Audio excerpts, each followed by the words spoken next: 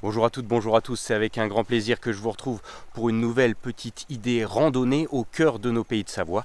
Aujourd'hui, nous sommes sur la commune de Saint-Jean-de-Sixte pour partir sur la tête du Danay, une petite randonnée familiale qui plaira à tout le monde en cette période de fête et je vous propose tout de suite de découvrir cet itinéraire. Si cette sortie est considérée comme une classique au départ des confins, j'ai choisi une variante un peu moins fréquentée en me garant au bout de la route de Danay sur les hauteurs de Saint-Jean-de-Sixte. En suivant le très bon balisage raquette numéro 14, on part donc de 1200 mètres pour une grosse heure et demie de montée.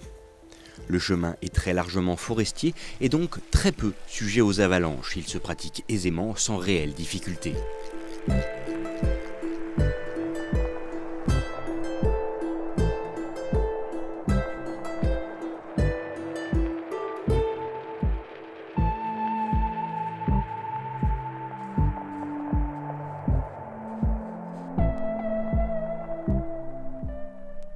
Un itinéraire évident mais qui impose toutefois de lever la tête de temps en temps pour ne pas perdre la trace.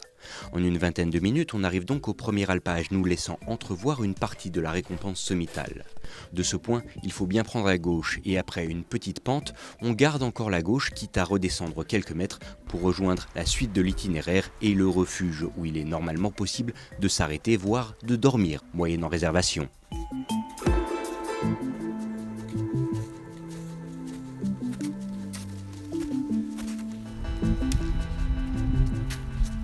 À partir de ce repère, restent encore quelques épingles en forêt, englouties en un gros quart d'heure, pour arriver sous la fameuse croix du Danay, synonyme de l'arrivée au point culminant de cette sortie bien agréable. Au sommet, on découvre donc un vrai panorama à 360 degrés, nous offrant une vue imprenable sur la chaîne des Arabies, le massif des Bornes et le nord des Bauges.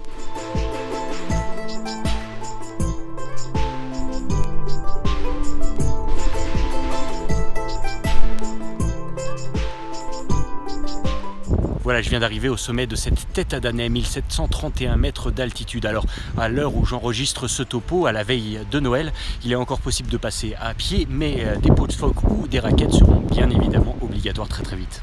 700 mètres de dénivelé positif qu'il est bien sûr possible de prolonger en bouclant l'itinéraire via une descente sur le plateau des Confins ou sur le Grand Bornand et un retour en navette. Mais quelle que soit l'alternative choisie, il s'agit bel et bien d'un sommet aussi accessible qu'inoubliable.